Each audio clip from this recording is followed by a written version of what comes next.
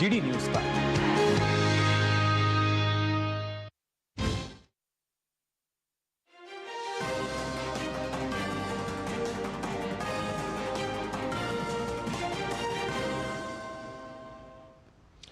नमस्कार, आप देख रहे हैं डीडी न्यूज। आपके साथ मैं हूं गौरव श्रीवास्तव। तो चलिए बुलेटिन की शुरुआत करते हैं और सबसे पहले नजर डालते हैं इस वक्त की हेडलाइंस पर। प्रधानमंत्री नरेंद्र मोदी ने असम में कांग्रेस पार्टी पर साधा निशाना। कहा, कांग्रेस देश विरोधियों और घुसपैठियों की रक्षक, वोट बैंक के लालच में असम की डेमोग्राफी का बिगाड़ा संतुलन। प्रधानमंत्री ने असम को 18,000 करोड़ रुपए से अधिक की विकास परियोजनाओं का दिया उपहार। कहा, असम भारत की ऊर्जा सामर्थ्य को बढ़ाने वाली धरती। प्रधानमंत्री ने गोलाघाट में बायो एथेनॉल संयंत्र का किया उद्घाटन।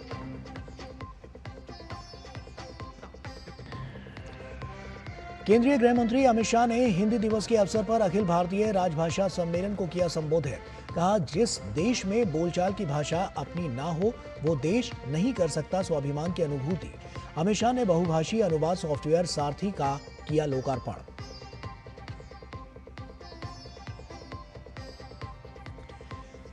चेन्नई में उभरते भारत के लिए कर सुधार कार्यक्रम में शामिल हुई निर्मला सीतारमण। कहा, जीएसटी दरों में बदलाव देश के हर नागरिक की जीत। प्रधानमंत्री के विकसित भारत के विजन को मिलेगी गति।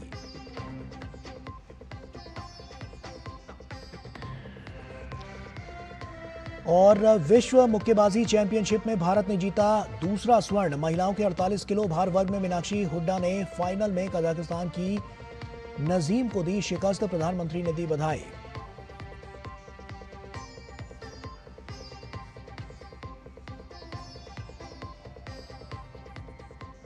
और आइए अब बुलेटिन की शुरुआत करते हैं। प्रधानमंत्री नरेंद्र मोदी ने आज असम के गोलाघाट और दरांग में कांग्रेस पर तुष्टीकरण की राजनीति करने का आरोप लगाया।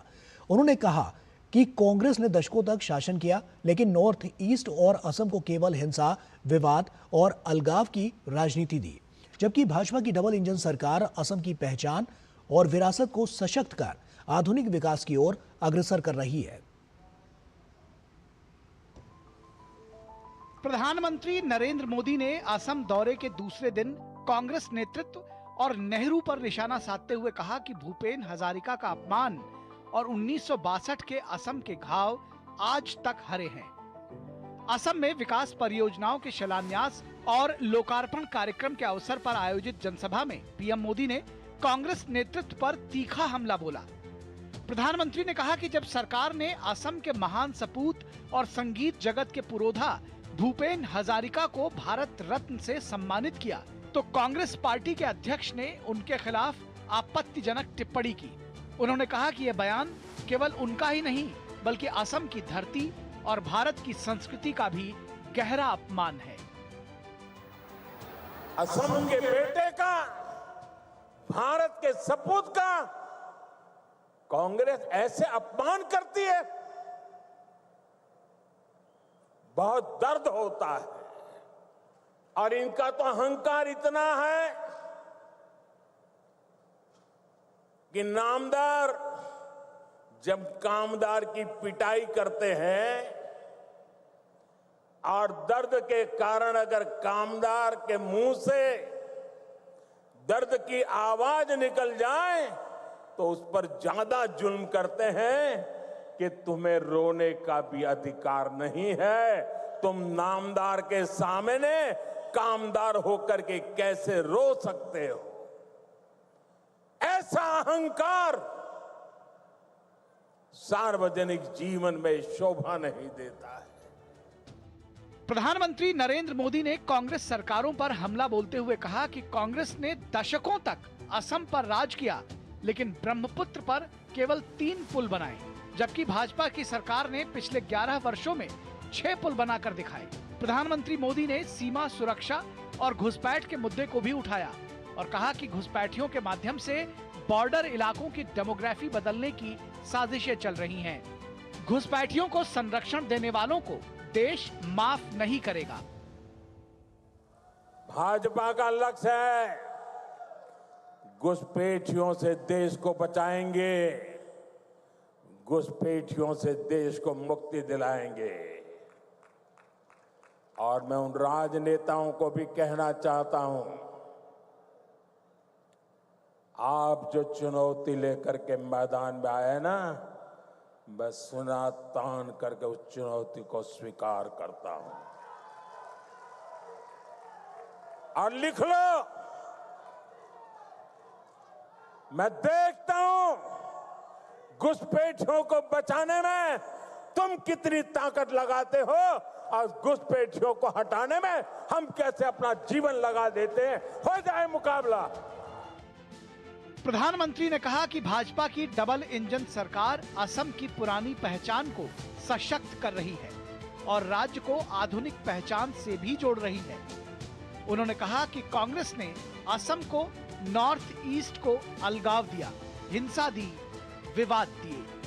ब्यूरो इनपुट्स के साथ दरंग से ऋषि कुमार और गोलाघाट से अजीत द्विवेदी की रिपोर्ट, डीडी न्यूज। और प्रधानमंत्री नरेंद्र मोदी ने अपने 2 दिवसीय दौरे के दौरान असम को 18,000 करोड़ रुपए से अधिक की विकास परियोजनाओं की सौगात दी। प्रधानमंत्री ने कहा कि असम भारत की ऊर्जा सामर्थ्य को बढ़ाने वाली धरती है। यहां से निकले पेट्रोलियम उत्पाद देश के विकास को गति देते हैं। प्रधानमंत्री ने गोलाघाट में Assam bio ethanol private limited Numaligarh refinery के 2nd generation bio ethanol plant का उद्घाटन किया। यह दुनिया का पहला आधुनिक संयंत्र है जिसमें बांस से बायो एथेनॉल बनाया जाएगा।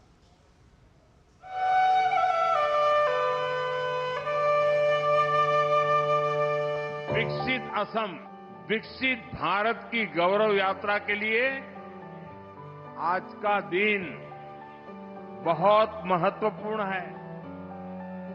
आज करीब 18,000 करोड़ रुपए के प्रोजेक्ट असम को मिले हैं।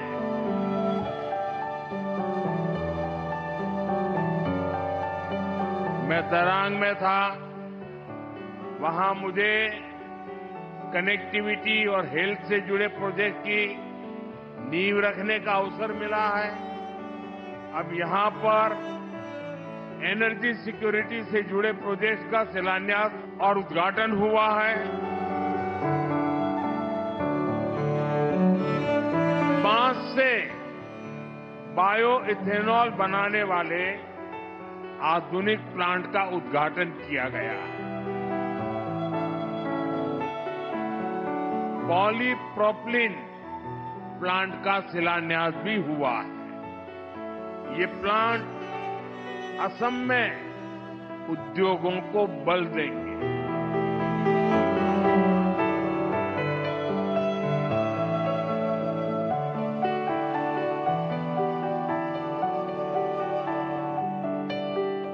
असम यात्रा के दूसरे दिन प्रधानमंत्री नरेंद्र मोदी ने दरंग और गोलाघाट में राज्य के लिए 18,000 करोड़ रुपए से अधिक की विकास परियोजनाओं का लोकार्पण और शिलान्यास किया।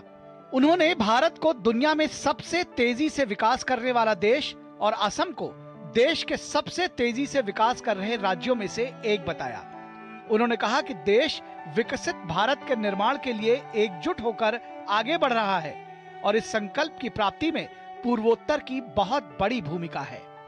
पूरा देश आज विकसित भारत के निर्माण के लिए एकजुट होकर आगे बढ़ रहा है। खास तौर पर हमारे जो नौजवान साथी हैं, उनके लिए विकसित भारत सपना भी है और संकल्प भी है। और इस संकल्प की सिद्धि में हमारे नॉर्थ ईस्ट की बहुत बड़ी भूमिका है। प्रधानमंत्री ने कहा कि उनकी सरकार पूर्वोत्तर में कनेक्टिविटी पर बहुत ध्यान केंद्रित कर रही है, क्योंकि किसी भी क्षेत्र के तेज विकास के लिए तेज कनेक्टिविटी बहुत महत्वपूर्ण है। उन्होंने कहा कि आज देश आत्मनिर्भर भारत अभियान के लिए परिश्रम की पराकाष्ठा करके दिखा रहा है और असम इस अभियान के प्रमुख केंद्रों में से एक है। उन्होंने कहा कि गुलामी के दौर में असम चाय की उतनी पहचान नहीं थी, लेकिन देखते ही देखते असम की मिट्टी और असम के लोगों ने असम चाय को ग्लोबल ब्रांड बना दिया। असम की मिट्टी और असम के लोगों ने असम टी को ग्लोबल ब्रांड बना दिया। अब नया दौर आया है। भारत को आत्मनिर्भर होने के लिए दो चीजें चाहिए, एक ऊर्जा और दूसरा सेमीकंडक्टर, और असम इसमें बहुत बड़ी भूमिका निभा रहा है। साथियों, आज बैंकों के कार्ड से लेकर मोबाइल फोन, कार, हवाई जहाज और स्पेस मिशन तक हर इलेक्ट्रॉनिक चीज की आत्मा एक छोटी सी इलेक्ट्रॉनिक चिप में समाई जाती है। अगर हमें ये सारे सामान भारत में बनाने हैं तो चिप हमारी होनी चाहिए। इसलिए भारत ने सेमीकंडक्टर मिशन शुरू किया है और इसका बहुत बड़ा आधार आसाम को बनाया है। प्रधानमंत्री ने कहा कि देश आज सबसे तेज गति से बढ़ती अर्थव्यवस्था है और असम 13% की विकास दर के साथ सबसे तेजी से प्रगति करने वाले राज्यों में है। उन्होंने कहा कि कभी विकास की दौड़ में पिछड़ रहा असम आज तेजी से आगे बढ़ रहा है। ये असम के लोगों की मेहनत और डबल इंजन सरकार के प्रयासों का परिणाम है। उन्होंने जनता से आग्रह किया कि वे त्योहारों के दौरान खरीदारी करते समय केवल स्वदेशी सामान ही खरीदें। ब्यूरो इनपुट्स के साथ दरंग से ऋषि कुमार और गोलाघाट से अजीत द्विवेदी की रिपोर्ट, डीडी न्यूज। प्रधानमंत्री नरेंद्र मोदी 13 से 15 सितंबर तक मिजोरम, मणिपुर, असम, पश्चिम बंगाल और बिहार के दौरे पर हैं। प्रधानमंत्री मोदी ने अपने सोशल मीडिया हैंडल एक्स पर एक पोस्ट में अपनी असम यात्रा को उपयोगी बताया। उन्होंने अत्यधिक उत्साह और स्नेह से भरी अपनी असम यात्रा की मुख्य बातें एक वीडियो के माध्यम से साझा की।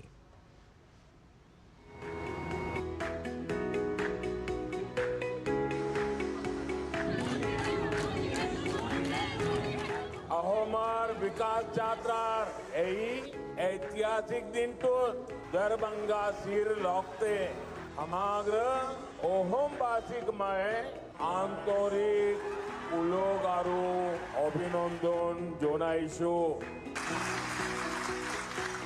सरकार और असम वासियों के साझा प्रयासों से आज असम देश और दुनिया में धूम मचा रहा है। आज भारत दुनिया का सबसे तेजी से ग्रो करने वाला देश है, वही असम भी देश के सबसे तेजी से ग्रो करने वाले राज्यों में एक बन गया।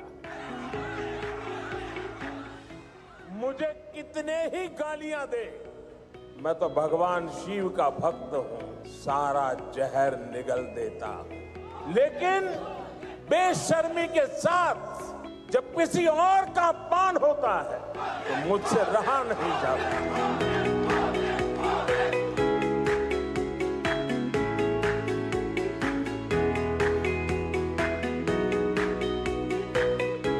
आज हमारा देश आत्मनिर्भर अभियान के लिए परिश्रम की पराकाष्ठा करके दिखा रहा है। असम इस अभियान के प्रमुख केंद्रों में से एक है।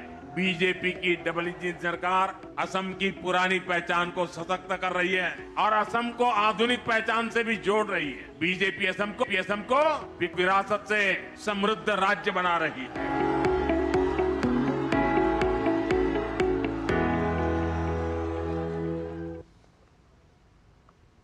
और प्रधानमंत्री नरेंद्र मोदी असम का दौरा पूरा कर कोलकाता पहुंच गए हैं। सोमवार को अपने कार्यक्रमों को लेकर उन्होंने सोशल मीडिया प्लेटफॉर्म एक्स पर जानकारी साझा की है। कोलकाता में वो सोमवार को 16वें संयुक्त कमांडर सम्मेलन का उद्घाटन करेंगे और इस कार्यक्रम को संबोधित भी करेंगे। इसके बाद वो बिहार के पूर्णिया पहुंचेंगे, जहां एयरपोर्ट के नए टर्मिनल भवन का उद्घाटन करेंगे। साथ ही 36,000 करोड़ रुपए के विकास कार्यों का भी शुभारंभ होगा।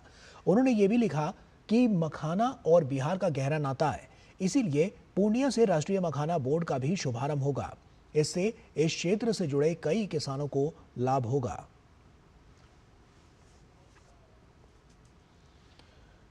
पीएम मोदी के बिहार दौरे का बेसब्री से इंतजार किया जा रहा है। बिहार के दौरे पर प्रधानमंत्री मोदी सिर्फ पूर्णिया एयरपोर्ट और अमृत भारत ट्रेन ही नहीं, बल्कि पूरे बिहार के लिए कई सौगात देंगे।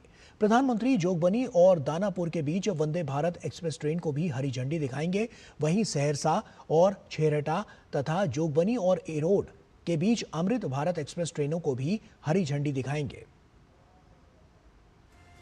प्रधानमंत्री नरेंद्र मोदी बिहार के सीमांचल को मजबूत कनेक्टिविटी की सौगात देंगे।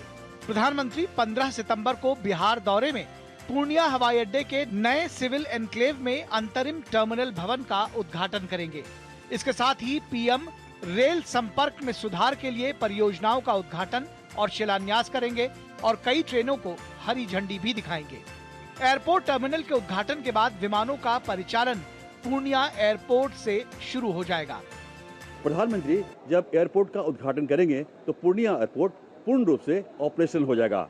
सबसे पहले जो फ्लाइट है वो पूर्णिया से कोलकाता के लिए है, फिर अहमदाबाद से पूर्णिया के लिए है। आने वाले दिनों में जैसा कि माना जा रहा है कि पूर्णिया कोलकाता और पूर्णिया अहमदाबाद के अलावा भी दिल्ली और मुंबई जैसे शहर इस नेटवर्क से जुड़ेंगे। पूर्णिया एयरपोर्ट से स्टार एयर की फ्लाइट जहां अहमदाबाद से पूर्णिया और कोलकाता के लिए अपनी सेवाओं की शुरुआत करेगी, वहीं इंडिगो की फ्लाइट पूर्णिया से कोलकाता के लिए रवाना होगी। अहमदाबाद से पूर्णिया जो है वो 4 दिन चलेगी, सोमवार, मंगलवार और बृहस्पतिवार और रविवार। और ये जो सोमवार, मंगलवार और बृहस्पतिवार वाली फ्लाइट है, ये अहमदाबाद से पूर्णिया और पूर्णिया से कलकत्ता जाएगी। और केवल रविवार को ये कलकत्ता नहीं जाएगी। हमारी पूरी कोशिश है सरकार के साथ मिलके कि हम इस फ्लाइट को डेली कर दें। पूर्णिया एयरपोर्ट के उद्घाटन के बाद प्रधानमंत्री नरेंद्र मोदी शीशाबाड़ी सभा स्थल पहुंचेंगे, जहां से वो सीमांचल समेत बिहार के तमाम हिस्सों के विकास के लिए कई बड़ी सौगातें जनता को देंगे। एयरपोर्ट का वो उद्घाटन करेंगे, यहाँ से हवाई जहाज पर यात्री अहमदाबाद के लिए जाएंगे। मोदी जी वंदे भारत जो देश की सबसे प्रिय और एक्सप्रेस ट्रेन है, उस ट्रेन को देने का काम यहाँ करेंगे। 2.5 लाख महिला उद्यमी के खाते में मोदी जी कल डीबीटी के माध्यम से उनकी राशि वहाँ देने का काम करेंगे। अपने बिहार दौरे में प्रधानमंत्री राष्ट्रीय मखाना बोर्ड का शुभारंभ करेंगे। ये बोर्ड उत्पादन और नई प्रौद्योगिकी के विकास को बढ़ावा देगा। प्रधानमंत्री पूर्णिया में लगभग 36,000 करोड़ रुपए की लागत वाली कई विकास परियोजनाओं का शिलान्यास और उद्घाटन करेंगे। भागलपुर में पीर 35 में 3x800 मेगावाट की ताप विद्युत परियोजना का शिलान्यास करेंगे। ये बिहार में निजी क्षेत्र का सबसे बड़ा 25,000 करोड़ रुपए का निवेश होगा। बिहार के पूर्णिया से कुमार आलोक की रिपोर्ट, डीडी न्यूज। और पूर्वोत्तर राज्य मिजोरम रेल नेटवर्क से जुड़ गया है। प्रधानमंत्री नरेंद्र मोदी ने शनिवार को मिजोरम दौरे के दौरान नई रेल लाइन का शुभारंभ करने के साथ ही सैरांग से दिल्ली, कोलकाता और गुवाहाटी के लिए 3 ट्रेनों को हरी झंडी दिखाई। हमारे संवाददाता राजेश राज ने स्थानीय लोगों से बातचीत की और प्रधानमंत्री द्वारा दी गई रेल परियोजनाओं पर उनकी प्रतिक्रिया भी ली। लोगों ने प्रधानमंत्री मोदी और सरकार का आभार जताया और कहा कि इससे पर्यटन और उद्योग को बढ़ावा मिलेगा। अभी हम मिजोरम की राजधानी आइजॉल में मौजूद हैं और आइजॉल का ये एक महत्वपूर्ण चर्च है। आइजॉल में कहा जाता है कि रविवार का दिन चर्च के नाम होता है और लोग सुबह से ही प्रेयर के लिए चर्च पहुंचते हैं। हम आज यहाँ पर बात करेंगे कि मिजोरम में जो रेल कनेक्टिविटी की शुरुआत हुई है उसका कितना इम्पैक्ट यहाँ के आम लोगों पर होगा, इसी पर हम बात करेंगे। आपको हम ले चलते हैं सीधे अंदर। It's really good. Before that, no, we don't have rail connectivity. Rail connectivity, let's hope there is no problem. Besides Rajdhani Express, I hope we have another rail connectivity. Means another train or something like that. No, not only Rajdhani, it's really good. I give thanks to government of India. Yeah, it's good. It's good for national integration actually.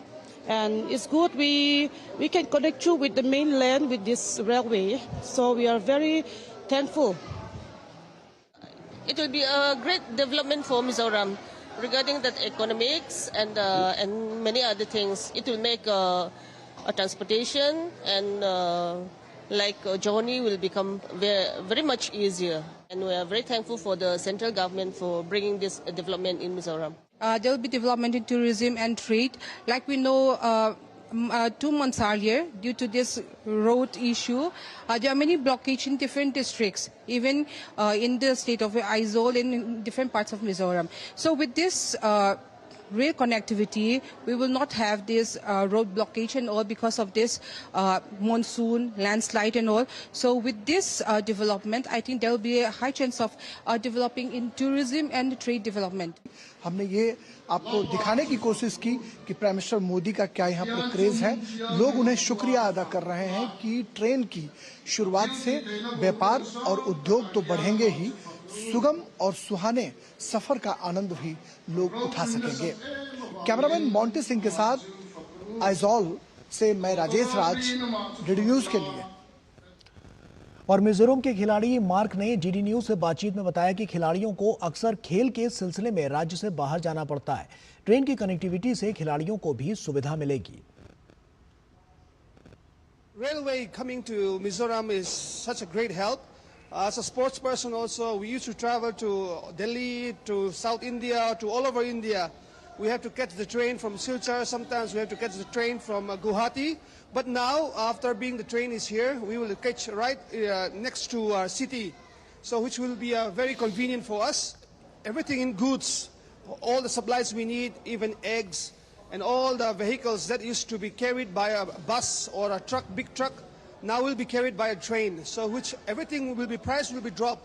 So we just want to say thank you so much for bringing the train to Sairang, Aizawl. Hindi को पढ़ने, लिखने और बोलचाल की भाषा के रूप में प्रोत्साहित करने के लिए हर साल 14 दिसंबर को हिंदी दिवस मनाया जाता है। हिंदी दिवस के मौके पर प्रधानमंत्री नरेंद्र मोदी ने देशवासियों को हिंदी दिवस की शुभकामनाएं दी। प्रधानमंत्री मोदी ने कहा कि सभी से हिंदी को आने वाली पीढ़ियों तक पहुंचाने का संकल्प लेने का आह्वान किया। हिंदी सिर्फ एक भाषा नहीं, बल्कि हमारी संस्कृति, इतिहास और हमारी पहचान का प्रतीक है। हर साल 14 सितंबर को पूरे भारत में हिंदी दिवस मनाया जाता है, जिसका मुख्य उद्देश्य हिंदी भाषा के कामकाज और बोलचाल की भाषा के रूप में प्रयोग को अधिक से अधिक बढ़ावा देना है। इस अवसर पर प्रधानमंत्री नरेंद्र मोदी ने सोशल मीडिया साइट एक्स के माध्यम से देशवासियों को हिंदी दिवस की बधाई दी। पीएम ने अपने संदेश में लिखा कि आप सभी को हिंदी दिवस की अनंत शुभकामनाएं। हिंदी केवल संवाद का माध्यम नहीं, बल्कि हमारी पहचान और संस्कारों की जीवंत धरोहर है। इस अवसर पर आइए हम सब मिलकर हिंदी सहित सभी भारतीय भाषाओं को समृद्ध बनाने और उन्हें आने वाली पीढ़ियों तक गर्व के साथ पहुंचाने का संकल्प लें। केंद्रीय गृह एवं सहकारिता मंत्री अमित शाह ने हिंदी दिवस 2025 के अवसर पर गुजरात के गांधीनगर में आयोजित 5वें अखिल भारतीय राजभाषा सम्मेलन को संबोधित किया। हिंदी केवल बोलचाल की भाषा नहीं होनी चाहिए। हिंदी सिर्फ प्रशासन की भाषा नहीं होनी चाहिए। हिंदी विज्ञान की भी भाषा होनी चाहिए, हिंदी तकनीक की भी भाषा होनी चाहिए, हिंदी न्याय की भी भाषा होनी चाहिए और हिंदी पुलिस की भी भाषा होनी चाहिए। ये सारा कामकाज जब भारतीय भाषाओं में होता है तो जनता के साथ संपर्क अपने आप बढ़ जाता है। रक्षा मंत्री राजनाथ सिंह ने एक्स पर पोस्ट कर हिंदी दिवस की शुभकामना दी। हिंदी दिवस पर सभी देशवासियों को हार्दिक शुभकामनाएं। हिंदी केवल भाषा नहीं, बल्कि हमारी राष्ट्रीय चेतना, सांस्कृतिक अस्मिता और भावनात्मक एकता की सशक्त अभिव्यक्ति है। विभिन्न राज्यों के मुख्यमंत्रियों ने हिंदी दिवस के मौके पर देशवासियों को बधाई संदेश दिए। उत्तर प्रदेश के मुख्यमंत्री योगी आदित्यनाथ ने सोशल मीडिया साइट एक्स पर लिखा कि हिंदी दिवस की प्रदेशवासियों को हार्दिक बधाई। आइए हिंदी के अधिकाधिक प्रयोग व वैश्विक प्रसार हेतु संकल्पित हों, इसके विकास में भागीदार बने और इसे डिजिटल युग की सबसे प्रभावी भाषा बनाएं। वहीं मध्य प्रदेश के मुख्यमंत्री मोहन यादव ने एक्स पर पोस्ट किया, सभी को हिंदी दिवस की हार्दिक बधाई एवं शुभकामनाएं। हिंदी हमारी पहचान है, हिंदी हमारा स्वाभिमान है, हिंदी से ही हमारा सम्मान है। हिंदी में आनंद है, ज्ञान है, विज्ञान है, संस्कार है। उधर बिहार के मुख्यमंत्री नीतीश कुमार ने एक्स पर लिखा, अपने कामकाज में हिंदी को ही माध्यम के रूप में अपनाएं तथा गर्व एवं सम्मान के साथ हिंदी को सीखें, समझें एवं प्रयोग में लाएं। वैश्विक मंच पर हिंदी भाषा भारत को एक नई पहचान दिला रही है। हिंदी में पढ़ना, लिखना और बोलना हर भारतवासी के लिए गर्व की बात है।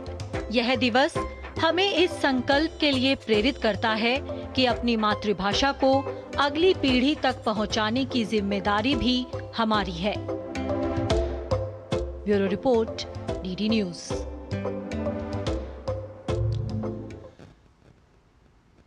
तो 14 सितंबर यानी कि आज पूरे देश में हिंदी दिवस को मनाया गया और क्या क्या प्रतिक्रियाएं आई इस रिपोर्ट के जरिए हमने आपको दिखाया। आगे बढ़ते हैं और अगली खबर का रुख करते हैं। आपको बता दें कि पंजाब और हिमाचल प्रदेश के बाढ़ प्रभावित इलाकों में केंद्र सरकार राहत और पुनर्वास कार्यों की लगातार निगरानी कर रही है।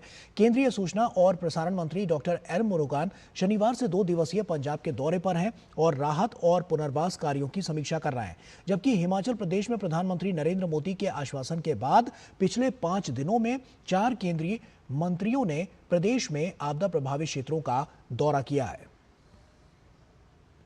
केंद्र की मोदी सरकार लगातार बाढ़ प्रभावित राज्यों को मदद पहुंचा रही है। साथ ही केंद्रीय मंत्री भी राज्यों का दौरा कर रहे हैं। इसी क्रम में केंद्रीय सूचना एवं प्रसारण तथा संसदीय कार्य राज्य मंत्री डॉक्टर एल मुरुगन ने पंजाब का दौरा किया। अपने 2 दिवसीय दौरे पर उन्होंने पंजाब में राहत और पुनर्वास कार्यों की समीक्षा की। डॉक्टर मुरुगन ने बाढ़ग्रस्त इलाकों में जाकर प्रभावितों से बातचीत की और उनका दुख दर्द भी जाना। पंजाब के लिए पहले ही प्रधानमंत्री नरेंद्र मोदी 1600 करोड़ रुपए की अतिरिक्त आर्थिक सहायता का ऐलान कर चुके हैं। डॉक्टर एल मुरुगन ने कहा कि इस आपदा की घड़ी में केंद्र सरकार हर स्तर पर पंजाब के लोगों के साथ खड़ी है।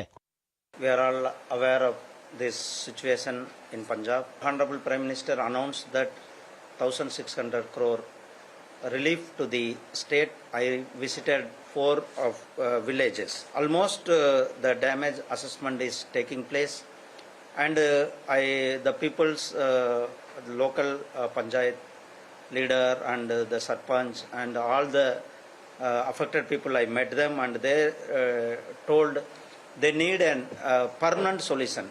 Major issue the people's demand. If that channelize is going to do the proper, or it will be in the future course or the long vision. Insurance has to be released. I given the order. I given the yesterday suggestions, and I also told that expedited fastly. प्रधानमंत्री नरेंद्र मोदी ने हाल ही में हिमाचल प्रदेश जाकर पीड़ितों को आश्वस्त किया था कि केंद्र सरकार हर पीड़ित के घर पहुंचेगी और उनके दुख दर्द को साझा करेगी। प्रधानमंत्री के इस संकल्प को पूरा करने के लिए पिछले 5 दिनों में 4 केंद्रीय मंत्रियों ने हिमाचल के आपदा प्रभावित जिलों का दौरा किया। इसी क्रम में केंद्रीय महिला एवं बाल विकास राज्य मंत्री सावित्री ठाकुर, केंद्रीय जनजातीय मामलों के राज्य मंत्री दुर्गादास उइके, केंद्रीय सड़क परिवहन एवं राजमार्ग राज्य मंत्री अजय टमटा और केंद्रीय पत्तन पोहन परिवहन एवं जलमार्ग राज्य मंत्री शांतनु ठाकुर राज्य के दौरे पर हैं। उन्होंने सबसे ज्यादा प्रभावित जिलों चंबा, कुल्लू, मनाली और मंडी का दौरा किया और प्रभावित परिवारों से मुलाकात की। सभी केंद्रीय मंत्री प्रशासन के साथ मिलकर राहत और पुनर्वास कार्यों को तेज करने पर जोर दे रहे हैं। साथ ही सरकार का प्रयास है कि किसी भी पीड़ित तक मदद पहुंचने में देरी न हो और हर प्रभावित परिवार को तुरंत राहत मिले, जिससे पुनर्वास का कार्य तेजी से किया जा सके। Bureau report, DD news. और सुबह की चाय से लेकर रात के खाने तक रोजमर्रा की जिंदगी अब पहले से हल्की जेब और सुकून भरे मन के साथ। मोदी सरकार के जीएसटी सुधारों ने आम आदमी की थाली और घर गृहस्थी दोनों में राहत घोली है। ब्रेड और दूध से लेकर बीमा और स्वास्थ्य सेवाओं तक जहां बोझ था, वहां अब राहत है। विकसित भारत की ओर बढ़ते कदमों में जीएसटी टैक्स रिवीजन अब हर घर की जिंदगी का हिस्सा बनने जा रहा है।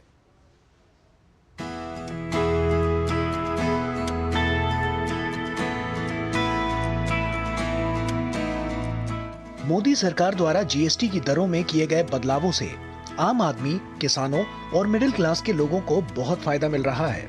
नागरिकों को सुबह की चाय से लेकर रात के खाने तक हर चीजें पहले की तुलना में सस्ती हो गई हैं। ब्रेड, दूध और दैनिक उपयोग की वस्तुओं जैसी आवश्यक वस्तुओं को महत्वपूर्ण राहत मिलेगी। केंद्रीय वित्त मंत्री निर्मला सीतारमण ने चेन्नई में एक कार्यक्रम में हालिया जीएसटी सुधारों के प्रभाव पर प्रकाश डाला। वित्त मंत्री निर्मला सीतारमण ने जीएसटी परिषद के सामूहिक निर्णय लेने की सराहना की। उन्होंने कहा कि 2017 में केवल 65 लाख जीएसटी भुगतानकर्ताओं से बढ़कर आज 1.5 करोड़ हो जाने तक इस सरलीकरण ने व्यापक भागीदारी को प्रोत्साहित किया है और सकल जीएसटी संग्रह 7.18 लाख करोड़ रुपए से बढ़कर 22.08 लाख करोड़ रुपए हो गया है। 99% of all the goods in 12% have come to 5. 12% இப்பவரைக்கும் இருந்தது 99%, அதுல 1% தான் 18க்கு போயிருக்கு, மீதி எல்லாம் 5க்கு வந்துருச்சு, குறைஞ்சிருச்சு. ஸோ 12 எடுத்துட்டோம்னா 99% 5 கொண்டு போயிட்டு மீதி 1% 18 எடுத்துட்டு போயிருக்கோம். அதே மாதிரி 28% டாக்ஸ்ல இருந்து எத்தனை ஐட்டம்ஸ் கீழே வந்திருக்குன்றத கூட எடுத்து விளக்கி சொல்றோம். 28 இனிமே இல்லை. 28ல இருந்த சில ஐட்டம்ஸ்க்கு மேல காம்பன்சேஷன் செஸ்ஸும் போட்ட போது அந்த ஐட்டம்லாம் 53%, 88% வரைக்கும் கூட போயிட்டு இருந்தது. அதை நம்ம சின் குட்ஸ் அப்படின்னு முன்னாடி சொல்லிட்டு இருந்தாங்க, டிமெரிட் குட்ஸ். அது கம்ப்ளீட்டா 40-50 தாண்டி கூட வரி போயிட்டு இருந்தது. ஸோ இது சின்ன விளக்கம் உங்களுக்கு இது பிக்சர்ல சொல்றேன். वहीं जीएसटी की दरों में परिवर्तन लोगों के लिए राहत और खुशी लेकर आया है। लोग खासकर बीमा और चिकित्सा क्षेत्र में जीएसटी में की गई कटौती का स्वागत कर रहे हैं और सरकार को बधाई दे रहे हैं। मोदी जी जीएसटी टैक्स में बदलाव लाया है, तो हमारे मेडिसिन पे 12% टैक्स था, तो जो अभी इसमें 5% टैक्स होगा, तो 7% दवाई सस्ती रहेगी, पब्लिक को उसको इतना फायदा भी होगा। और कैंसर की दवाई हो तो 0 टैक्स होगा, इसमें भी पब्लिक को फायदा ही होगा। और जो मोदी साहब जो कहे आम जनता को भी फायदा होगा। 2018 से मैं काम कर रहा हूँ LIC में। जब पहले इंश्योरेंस हम लेते थे तो नया इंश्योरेंस में LIC 4.5% GST और उसके बाद रेन्यूअल में 2.25% लग रहा था। उसके बाद अब LIC में बीमा क्षेत्र में भारत सरकार ने GST में 0% पसंद कर दिया है। अगली बार भारत सरकार 22 सितंबर के बाद GST 0 कर देंगी, तो भारत सरकार का मैं आभारी रहूंगा और LIC भी आभारी रहेगी। नागरिकों को खूब बड़ा फायदा होगा। ये मोदी सरकार का देश की जनता के प्रति समर्पण का प्रतीक है कि लगभग 90% वस्तुओं पर जीएसटी की दरें, जिन पर पहले 18% कर लगता था, अब घटाकर 5% कर दी गई है। Bureau report, DD news.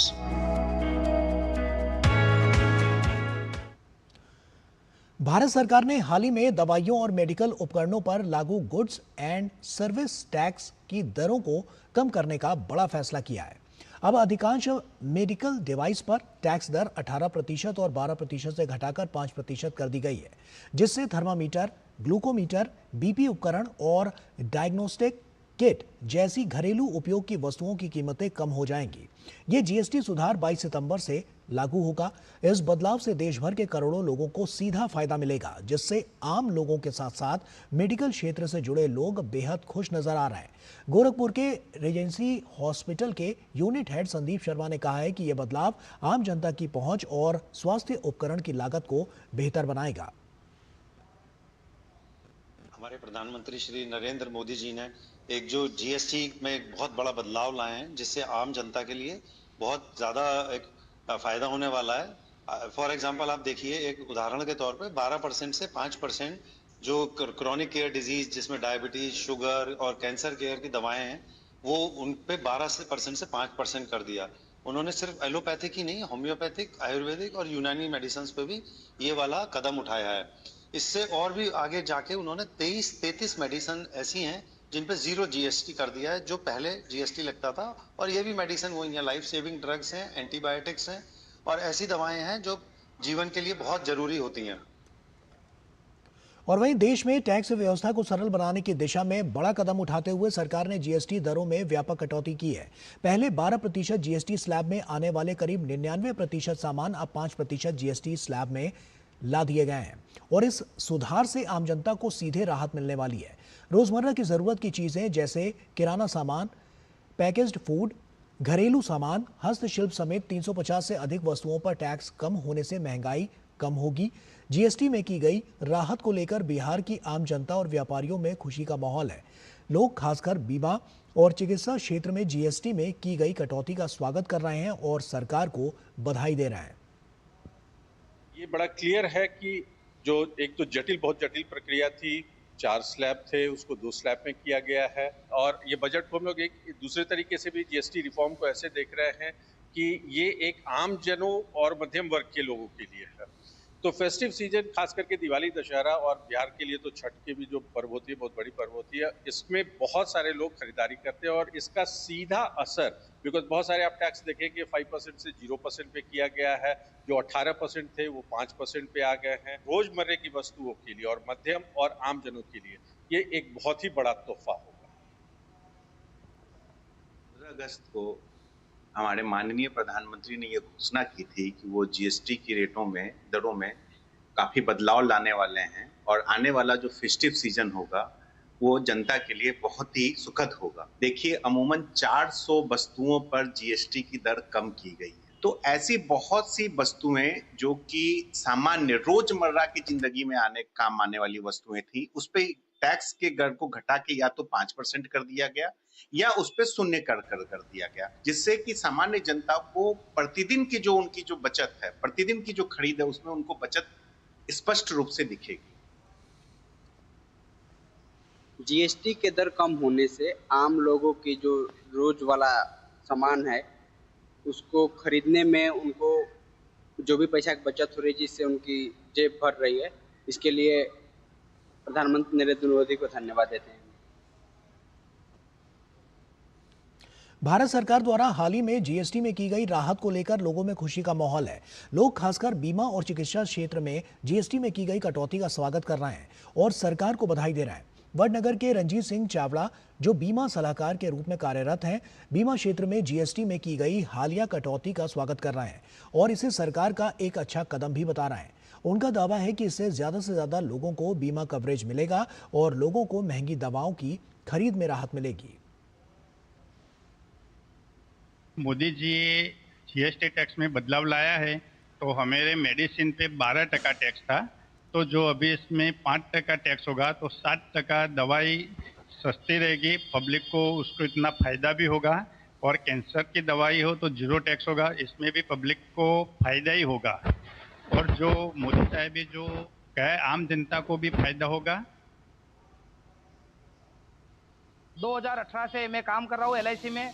जब पहले इंश्योरेंस हम लेते थे तो नया इंश्योरेंस में एलआईसी 4.5% जीएसटी और उसके बाद रेन्यूअल में 2.25% लग रहा था। उसके बाद अब एलआईसी में बीमा क्षेत्र में भारत सरकार ने जीएसटी में 0% पसंद कर दिया है। अगली बार भारत सरकार 22 सितंबर के बाद जीएसटी 0 कर देंगी, तो भारत सरकार का मैं आभारी रहूंगा और एलआईसी भी आभारी रहेगी। नागरिकों को खूब बड़ा फायदा होगा। और भारत सरकार द्वारा हाल ही में सभी क्षेत्रों में जीएसटी की गई राहत को लेकर लोगों में खुशी का माहौल है। लोग खासकर खाद्य उद्योग में जीएसटी में की गई कटौती का स्वागत कर रहे हैं और सरकार को बधाइयां भी दे रहे हैं। तमिलनाडु होटल एसोसिएशन के president doctor M Venkata Subbu ने खाद्य उद्योग क्षेत्र में जीएसटी की गई हालिया कटौती का स्वागत किया और इसे सरकार का एक अच्छा कदम बता रहे हैं। उनका दावा है कि इससे ग्राहक और व्यवसायी दोनों के लिए फायदा है। I welcome the recent move of the government to reduce the GST taxes in so many fields, especially in the food industry. They reduced for many foods from 18%, 28% to 5%. It is very welcome move. It is very bit beneficial to the customers and owners of the hotels and bakery, sweet stall.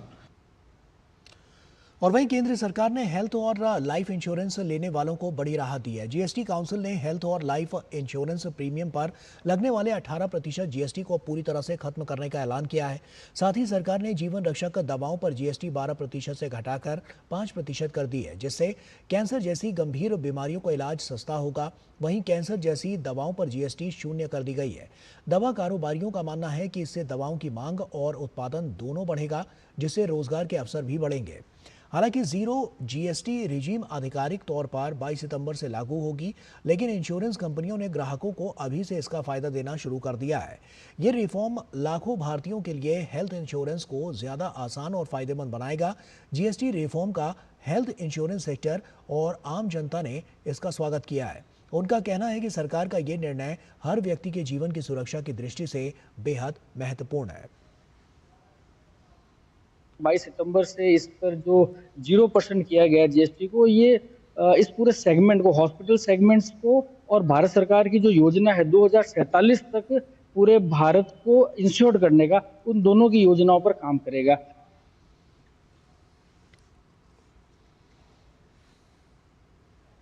सरकार ये चाह रही है कि सभी व्यक्ति जो है इंश्योरेंस से कवर हो, जिसमें हेल्थ कवर और लाइफ कवर दोनों ही हैं।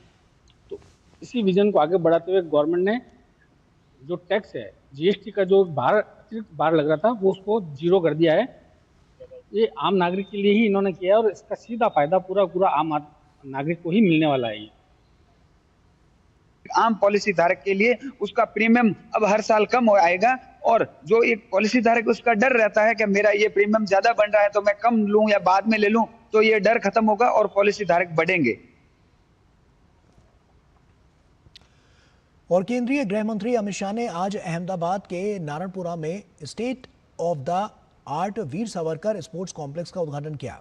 इस स्पोर्ट्स कॉम्प्लेक्स में अत्याधुनिक खेल सुविधाओं के साथ ही अंतर्राष्ट्रीय स्टैंडर्ड की ट्रेनिंग की व्यवस्था होगी। भारत को खेलों की दुनिया में अग्रणी बनाने में ये कॉम्प्लेक्स अहम भूमिका निभाएगा।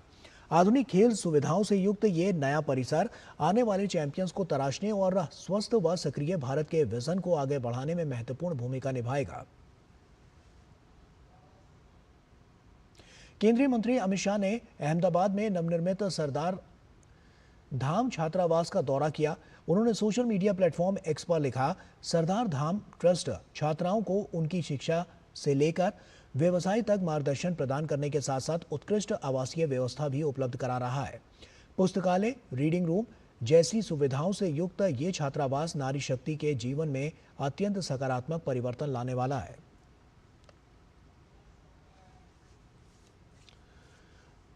उधर असम के कई क्षेत्रों में रविवार शाम भूकंप के तेज झटके महसूस किए गए।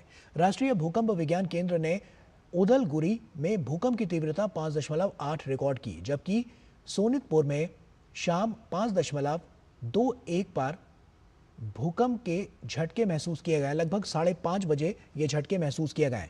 गनीमत ये रही है कि जानमाल का कोई नुकसान नहीं हुआ है। असम के मुख्यमंत्री हेमंता बिस्वा शर्मा ने सोशल मीडिया प्लेटफॉर्म एक्स पर ट्वीट कर लिखा कि अभी तक किसी बड़े नुकसान या जानमाल के नुकसान की कोई खबर नहीं है। हम स्थिति पर सक्रियता से नजर रख रहे हैं।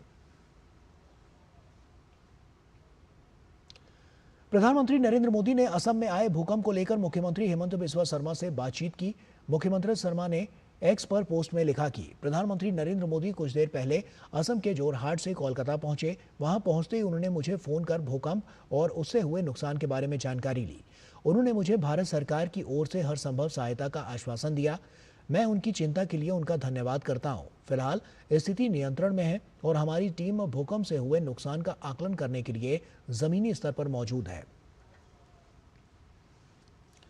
मिजोरम देश के दूसरे हिस्सों से रेल नेटवर्क से जुड़ गया है। रविवार को पहली मालगाड़ी की राजधानी आइजोल पहुंची और रेल मंत्री अश्विनी वैष्णव ने सोशल मीडिया प्लेटफॉर्म एक्स पर इसका वीडियो साझा किया। उन्होंने शुक्रवार को कहा था कि मिजोरम के रेल नेटवर्क से जुड़ने से सीमेंट, स्टील आसानी से कम खर्च में यहां पहुंचाया जा सकेगा। इसके अलावा लोगों की जरूरतों के अन्य सामान भी कम लागत में यहां पहुंचाए जा सकेंगे, जिससे लोगों को कम कीमत पर सामान मिल सकेंगे। Tomorrow we'll start the goods transportation also by rail. So that means cement can come to Mizoram at a very lower cost. Steel can come to Mizoram at a low cost. All the household goods can come to Mizoram at low cost. And with this, the people of Mizoram will become very happy with so many goods becoming significantly cheaper because of the railway transportation at a lower cost. और केंद्रीय कोयला और खान मंत्री जी किशन रेड्डी ने हैदराबाद में तेलंगाना के राज्यपाल जिष्णु देव वर्मा के साथ हैदराबाद मुक्ति दिवस फोटो प्रदर्शनी का उद्घाटन किया। केंद्रीय मंत्री ने एक्स पर तस्वीरें साझा करते हुए लिखा कि राज्यपाल के साथ तेलंगाना के सिकंदराबाद स्थित परेड ग्राउंड में फोटो प्रदर्शनी का उद्घाटन किया। उन्होंने लिखा कि हैदराबाद मुक्ति दिवस समारोह के एक भाग के रूप में आयोजित इस प्रदर्शनी में चित्र और एक 3D डिजिटल वर्चुअल संग्रहालय प्रदर्शित किया गया। इसमें भारतीय स्वतंत्रता, पूर्ववर्ती हैदराबाद राज्य और सितंबर 1948 में भारत में इसके एकीकरण के समृद्ध इतिहास पर प्रकाश डाला गया। प्रधानमंत्री नरेंद्र मोदी के 75वें जन्मदिन को खास बनाने के लिए दिल्ली सरकार सेवा पखवाड़े का आयोजन कर रही है। मुख्यमंत्री रेखा गुप्ता ने कहा है कि दिल्ली सरकार इस अवसर पर कई बड़ी योजनाओं की शुरुआत करेगी, जिसमें तीमारपुर में दृष्टिबाधित छात्राओं के लिए अटल दृष्टि छात्रावास, नरेला में बौद्धिक रूप में अक्षम लोगों के लिए अटल आशागृह और पश्चिम बिहार में वरिष्ठ नागरिकों के लिए सावित्रीबाई फुले गृह शामिल है। इन योजनाओं का शुभारंभ 17 सितंबर को केंद्रीय गृह और सहकारिता मंत्री अमित शाह करेंगे। उन्होंने कहा कि ये योजनाएं दिल्ली को न सिर्फ बुनियादी सुविधाओं से सशक्त करेगी, बल्कि इसे समावेशी, संवेदनशील और विकसित राजधानी बनाने की दिशा में एक बड़ा कदम साबित होगी।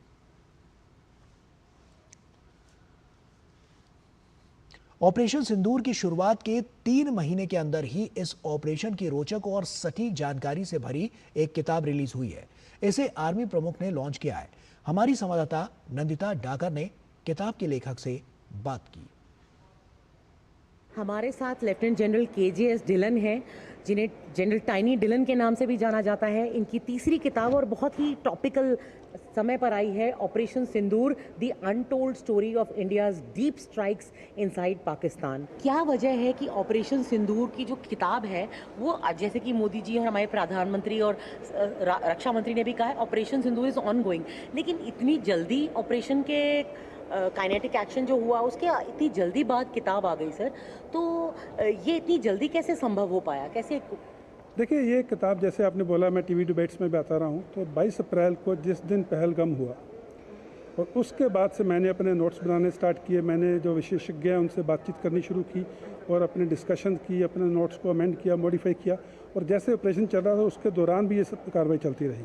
और जो बैटल ऑफ नैरेटिव्स है, जो झूठ बोला जा रहा है एक नैरेटिव के तहत, उसको ध्वस्त करने के लिए ये किताब का आना बहुत ज़रूरी था, क्योंकि ये वेटेड इसमें जो पॉइंट्स हैं वो हैं, इसमें ऑथेंटिकेटेड इवेंट्स हैं। हमारे आर्मी ने भी इसको वेट किया है, इसका मतलब इसमें कोई भी ऐसी इन्फॉर्मेशन नहीं है जो फैक्चुअल ना हो, सब कुछ फैक्चुअल है और एक तरह से अप्रूव्ड है, और वो अनटोल्ड स्टोरी है जो आप टीवी पर या अखबार पर नहीं देख पाए या पढ़ पाए। मैं समझती हूँ मिलिट्री इंथुजियास्ट तो इसको पढ़ेंगे ही, स्कॉलर्स भी पढ़ेंगे, लेकिन एक देश को प्यार करने वाला, मोहब्बत करने वाला अपने राष्ट्र को, वो इससे क्या लेकर जा सकता है इस किताब से? जैसे आपने बोला कि मिलिट्री हेडक्वार्टर्स ने, आर्मी हेडक्वार्टर्स ने भी इसको वेट किया है, तो हर बात इसमें सच्चाई है। और ये सच्चाई सिर्फ इसलिए लिखी गई है कि जो झूठ के बतंगड़ बनाए जा रहे हैं उनको ध्वस्त किया जा सके, हाँ, उनको तोड़ा जा सके, तो उनको डेसिमेट कर रहे हैं। शुक्रिया सर, एंड हम बहुत आपको बधाई देते हैं, मुबारकबाद आपकी किताब के लिए।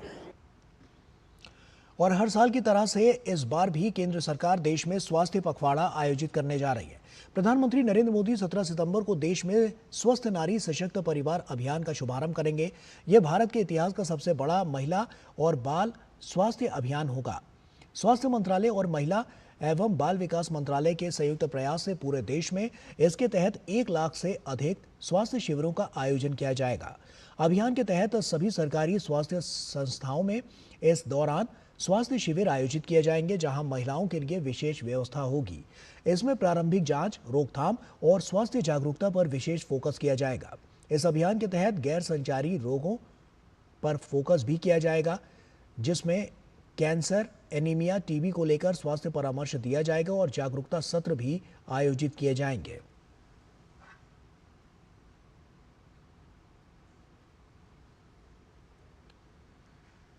लिवरपूल में जारी विश्व मुक्केबाजी चैंपियनशिप में भारतीय टीम को दूसरा स्वर्ण पदक हासिल हुआ है। भारत की मीनाक्षी हुड्डा ने महिलाओं के 48 किलो भार वर्ग में स्वर्ण पदक जीतने में कामयाबी पाई। मीनाक्षी ने फाइनल में कजाकिस्तान की अनुभवी मुक्केबाज नजीम को 4-1 से मात दी। इससे पहले भारत की जैस्मीन ने 57 किलो भार वर्ग में स्वर्ण पदक जीता था। वहीं नुपुर ने रजत और पूजा रानी ने कांस्य पदक जीतने में कामयाबी पाई थी।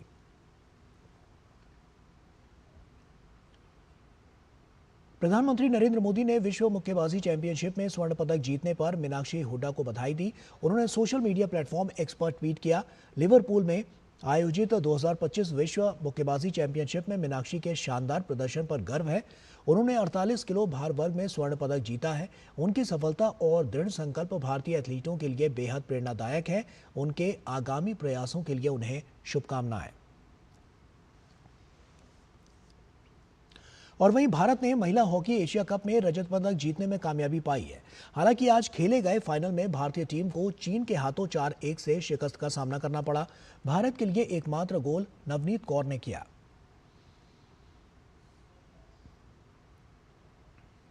प्रधानमंत्री नरेंद्र मोदी ने भारतीय महिला हॉकी टीम को एशिया कप में रजत पदक जीतने पर बधाई दी।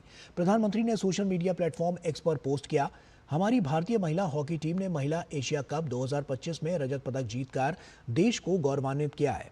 उन्हें बधाई। उनका दृढ़ संकल्प और टीम भावना अद्भुत है। आने वाले समय के लिए उन्हें शुभकामनाएं। भारत के लक्ष्य सेन हांगकांग ओपन के पुरुष एकल वर्ग में उप विजेता रहे। लक्ष्य सेन को पुरुष एकल फाइनल में हार का सामना करना पड़ा। लक्ष्य को फाइनल में चीन के ली शिफेंग ने 21-15, 21-12 से मात दी। ये लक्ष्य सेन का इस साल का पहला फाइनल था।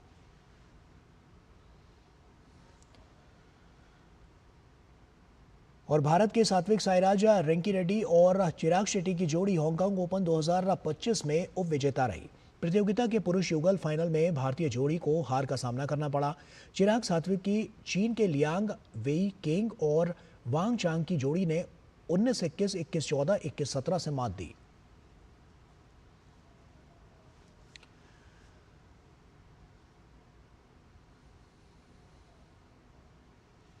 लद्दाख मैराथन 2025 का समापन आज शानदार अंदाज में हुआ। 42 किलोमीटर की फुल मैराथन में पुरुष वर्ग में हंसराज ने 2 घंटे और 47 मिनट 41 सेकंड के समय के साथ बाजी मारी।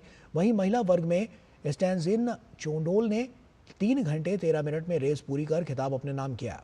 4 दिन तक चली 12वीं मैराथन में फुल, हाफ, 11.2 किलोमीटर और 2 अल्ट्रा रेस शामिल रही। मैराथन में हजारों धावकों के साथ विदेशी प्रतिभागियों ने भी हिस्सा लिया। ADGP Ladakh doctor SD Jamwal और मुख्य सचिव डॉक्टर पवन कोटवाल ने मैराथन में अलग अलग प्रारूप को हरी झंडी दिखाई।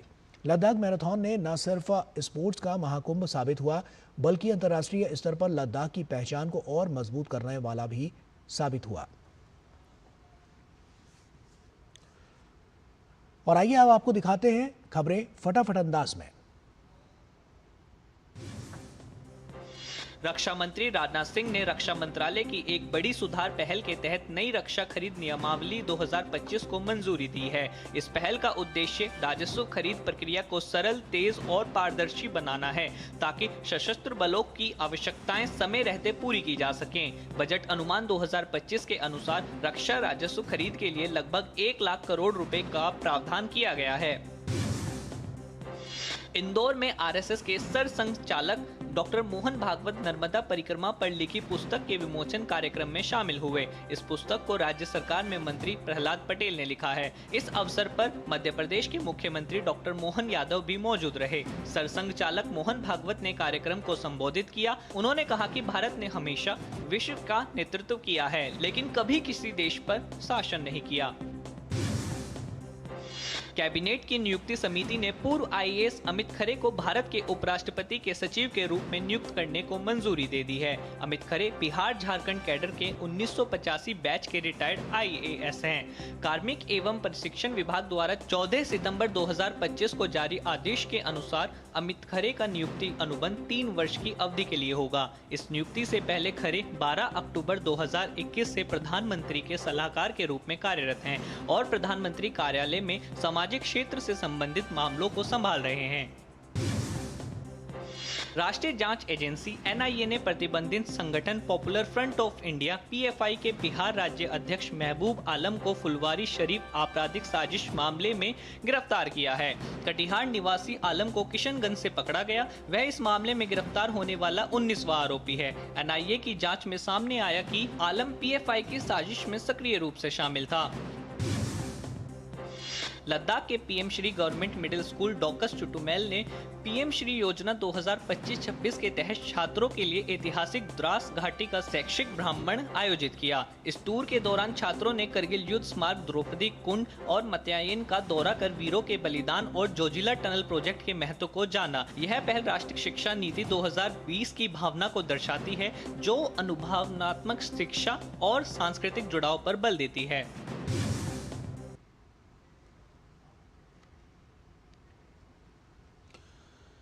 तो भारत और पाकिस्तान का जो मैच हुआ है उसमें आपको बता दें कि भारत की जीत हुई है। साफ तौर पर देखा गया है कि जिस तरह से ये मुकाबला काफ़ी रोमांचक था और ऐसे में इसमें काफ़ी कुछ निकलकर भी सामने आया जैसा कि उम्मीद लगाई जा रही थी। तो ऐसे में आपको बता दें कि लगातार जो स्थितियां बनी हैं उसमें भारत की जीत हुई है। आगे बढ़ते हैं। पानी से ईंधन बनेगा और वही ईंधन चलाएगा घर, उद्योग और फैक्ट्रियां। जी हाँ, भारत ने कर दिखाया कि ऐसा कमाल जो दुनिया की ऊर्जा जरूरतों को एक नई दिशा दे सकता है। अब पानी को सीधे स्वच्छ ईंधन में बदलना संभव हो गया है। इस नवाचार का नाम हॉर्न गैस है, दुनिया का पहला पेटेंटेड ग्रीन हाइड्रोजन फ्यूल जिसे पूरी तरह से शुद्ध पानी से तैयार किया गया है। 18 वर्षों के लंबे शोध और वैश्विक पेटेंटिंग के बाद ये उपलब्धि सामने आई है। पारंपरिक हाइड्रोजन ईंधन से अलग हॉर्न गैस शक्तिशाली ऊर्जा प्रदान करता है और 100 डिग्री से लेकर 2800 डिग्री सेल्सियस तक के तापमान पर प्रभावी रूप से दहन करता है। यही वजह है कि यह घरेलू, व्यावसायिक और भारी औद्योगिक हर तरह की जरूरतों के लिए उपयुक्त है। Globally, the focus is rapidly shifting towards alternative fuels, and in India, a breakthrough now allows water to be directly converted into clean fuel for today urgent energy needs. The innovative solutions named Horn gas is the world's first patent green hydrogen fuel produced entirely from purified water. Following 18 years of research and global patenting, unlike conventional hydrogen fuel, Horn gas delivers powerful energy and combustion efficiently across a broad range 100 degrees Celsius to 2800 degrees Celsius, making it ideal for domestic, commercial and heavy industrial applications. तो Asia cup में भारत ने पाकिस्तान को 7 wicket से हरा दिया और ऐसे में एक बड़ी जीत भी दर्ज की जा रही है क्योंकि काफ़ी रोमांचक मुकाबला ये पूरा रहा है और ऐसे में ये मैच भी काफ़ी इंपॉर्टेंट था और जिसके लिए हमने देखा कि एक शानदार जो पारी है वो भारत की तरफ से खेली गई और किस तरह से ये पूरी पारी खेली गई वो लगातार देखने वाली बात थी क्योंकि साफ तौर पर हमने देखा कि जिस तरह से जो स्थितियाँ बनी थी उसमें भारत ने एशिया कप में पाकिस्तान को 7 विकेट से हरा दिया था और 128 रन का लक्ष्य का पीछा करते हुए भारत ने ये लक्ष्य 15.5 ओवर में यह लक्ष्य हासिल कर लिया। तो एक बड़ी और ऐतिहासिक जीत भारत की झोली में आई है। आगे बढ़ते हैं। महाराष्ट्र के पूर्व राज्यपाल सीपी राधाकृष्णन के देश के उपराष्ट्रपति का पदभार संभालने के बाद आज राज्य को नए राज्यपाल मिल गए हैं। दरअसल गुजरात के राज्यपाल आचार्य देवव्रत को महाराष्ट्र के राज्यपाल का अतिरिक्त प्रभार सौंपा गया है। आचार्य देवव्रत तेजस एक्सप्रेस से मुंबई सेंट्रल स्टेशन पहुंचे जहां शपथ ग्रहण के बाद उन्हें गार्ड ऑफ ऑनर दिया गया। इस मौके पर मुख्यमंत्री देवेंद्र फडणवीस और डिप्टी सीएम एकनाथ शिंदे ने उनका स्वागत किया। और इसी के साथ फिलहाल इस बुलेटिन में इतना ही। दीजिए इजाजत। नमस्कार।